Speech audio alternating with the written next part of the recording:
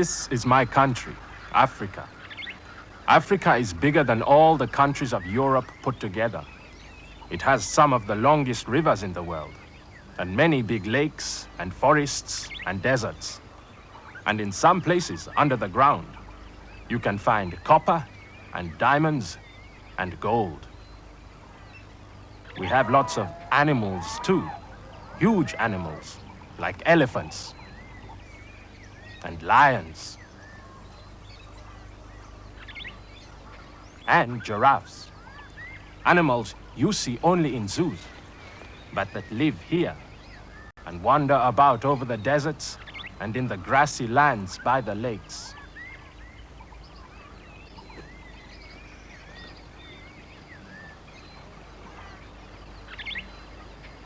But the story I'm going to tell you today isn't about Africa, nor is it about me. It's about a Scotsman called David Livingstone. David Livingstone came to Africa in 1841 to work as a doctor and a missionary. But the more he traveled round, helping the people he found here, the more interested he became in the country. Before long, he had begun exploring, going into parts of Africa that no white man had ever seen. By the end of his life, he had become one of the world's most important explorers. Livingstone was born in a small town in Scotland, a place I have never been to, but I know it's a very, very long way from here, and it takes weeks across the ocean to get there. When he was 10 years old, he went to work in a cotton mill, a kind of factory. Work started at 6 in the morning and finished at 8 at night. When he got home from the factory, he used to read and learn things and do the kind of work you do in school. And then, when he was a young man, he went to Glasgow to become a doctor. Glasgow was a very big city, full of people and buildings and noise, traffic bustling about, houses, shops, factories, crowds everywhere. Very different to what he was to find when he came to Africa. In those days, people knew that Africa existed. They knew where it was and what shape it made on the map, but they didn't know what it was like inside the country. They didn't know whether there were any cities like Glasgow or any buildings at all. They didn't know who lived here, the different kinds of animals that were here, whether there were any high mountains or forests, or any useful things to find like coal and iron, or gold and diamonds, or how long the rivers were, or where they led to.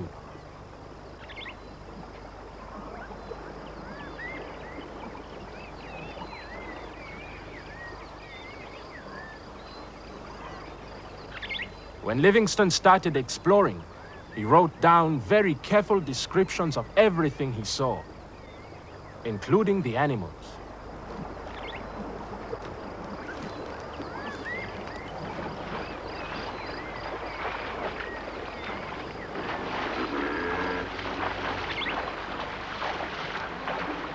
When people at home read his descriptions, a lot of them didn't believe what he had written, and they thought he had made up the gorilla. No such creature could possibly exist, they said. But other people did believe him, and they asked him to go on exploring and to find out as much as he could about Africa.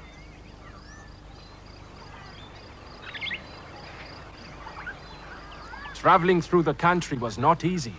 There were no big roads and not many people to help him. It wasn't at all like walking about the busy streets of Glasgow or London. No, the best way was to follow the rivers, except that Livingstone had no idea where they might lead him. Sometimes he would see men out hunting perhaps, and occasionally an African might come up to him to see who he was. But the people were just as frightened of him as he was of them. They hadn't seen a white man before, and they didn't know what he wanted. So most of the time, they kept out of sight.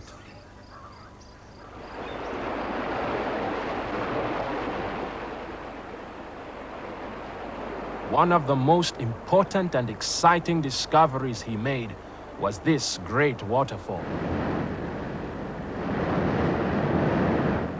We used to call it the smoke that thunders, because of the noise the water makes as it crashes down.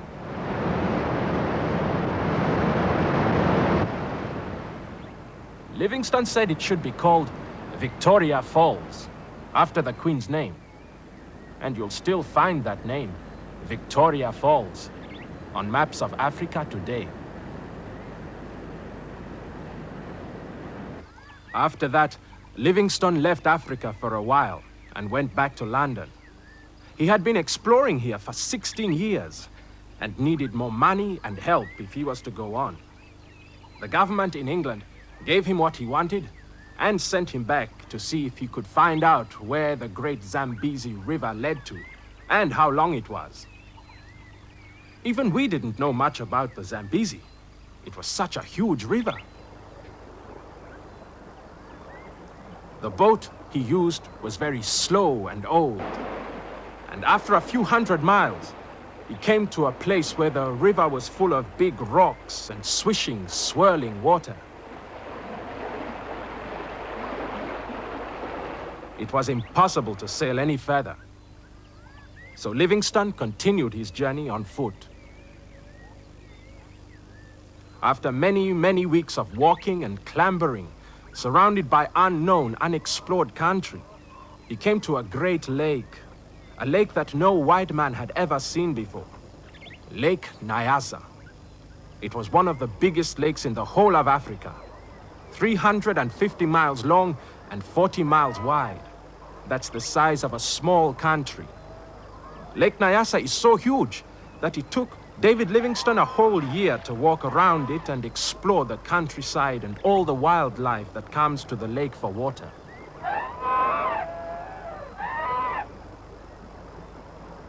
By this time, some of us were getting to know Dr. Livingstone. As he traveled through our country, he talked to people as often as he could about Jesus and the God he believed in. When he first arrived in Africa, he tried to turn us all into Christians, like himself. And though he had now become an explorer, he was still very interested in his missionary work as well. That's what missionaries do. They go into the world and try and teach people about religion. Not long after David Livingstone had found Lake Nyasa, he wrote to some friends in London, and they sent a bishop to Africa and some more missionaries to help him with his religious work. Livingstone's wife came here too, soon after the bishop. Sadly, she died 3 months later. The bishop died as well at about the same time of a fever. These two things made Livingstone very unhappy, and he wasn't sure that he wanted to stay in Africa any longer. Something else that made him unhappy was slavery. The farther he traveled along the Zambezi, the more misery he saw. In those days, sailors used to capture black men along the African coast and take them to America and Europe, where they sold them as slaves. As he got nearer the coast, Livingstone found more and more villages without any men in them. He hated slavery and spent a lot of his time writing to all the important people in London he could think of, trying to make them do something to stop the slave trade. But no one took any notice. And the only letter he got was from someone in the government telling him that it was time he came home. So Livingstone returned to London, but not for good.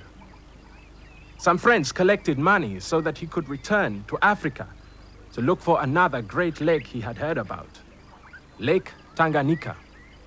He found the lake after about a year of searching, but he was ill and a lot of his helpers kept running away. Worse than that, one day he saw some Arab men killing some elderly African women. They were doing it because the women couldn't be sold as slaves.